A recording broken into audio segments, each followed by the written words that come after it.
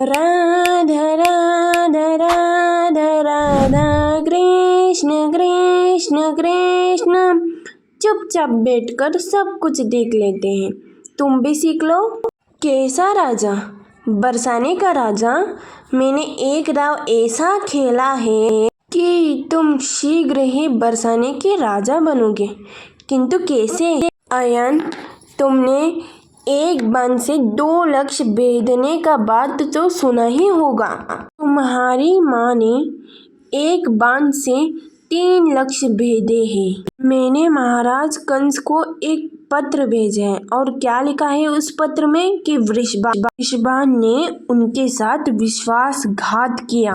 उनके आदेश के विरुद्ध जाकर नंद और सारे गोकुल वासियों को यहाँ बरसाने में शरण दी है। ये कैसी चाल है माँ? हम भी बरसाने में ही रहते हैं, और जब महाराज को पत्र मिलेगा तो वो पूरे बरसाने में आक्रमण कर देंगे। यही तो मैं चाहती हूँ अयन।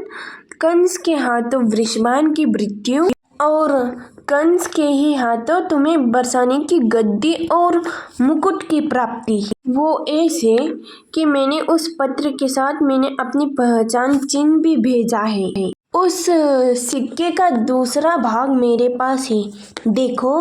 महाराज कंस जब बरसाने में आक्रमण करेंगे और सारे गोकुलवासी उन्हें मिल जाएंगे, तब मैं उन्हें ये सिक्का दिखाकर अपनी पहचान बताऊंगी उन्हें कि मैंने ही उनकी सहायता की है, और उसके बदले तुम्हारे लिए बरसाने की गद्दी मांग लूंगी। कटार उठ चुकी है अयान, और अब एक बाण से 3 लक्ष्य भेदने की योजना बनी है।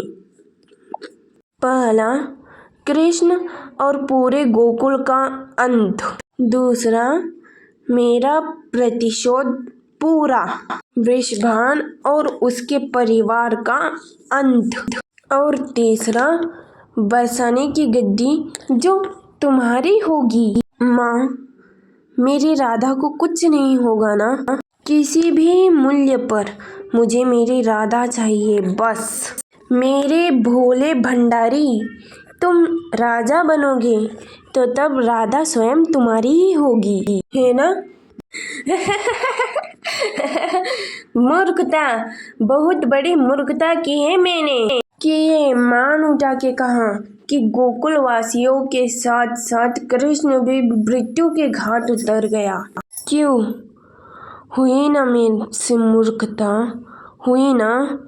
कंस कंस कंस, कितने अभिमान और विश्वास के साथ मैंने देवकी के सामने दावा किया था कि आकाशवाणी गलत सिद्ध हुई, पर इस छोटे से पत्र ने मेरे दावे को चुनौती दे डाली। क्यों हुआ ना मैं दोषी सिद्ध, कर बैठा ना मैं भूल।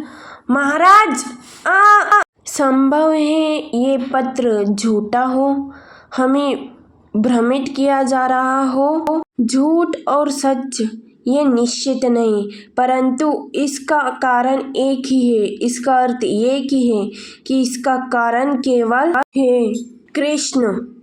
कृष्ण कितना सुंदर प्रतिबिंब है। इसका कारण क्या है? मेरा रूप सुंदर है, या ये जल स्वच्छ है? नहीं, ये जल स्थिर है, शांत है। अंतर देख रहे हैं आप?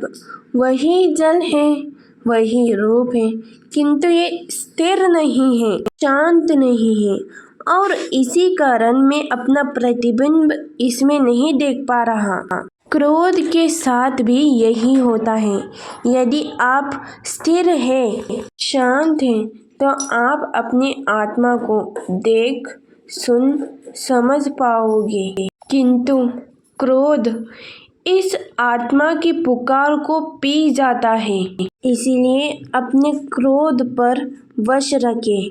कहिए, ऐसा ना हो कि ये मूर्खता से जन्मा क्रोध आपको पश्चाताप के अंत तक ले जाए। राधे राधे। प्रेम तो 2 लोगों से एक हो जाने के बीच से फूटता है। जो प्रेम को समझे, समझना ही नहीं है प्रेम, जो छल कपट दाव और धूर्त सिखाता है। अगर ये वीडियो आपको अच्छी लगे तो इसे like and share and subscribe करिए मित्रों। थैंक यू, धन्यवाद।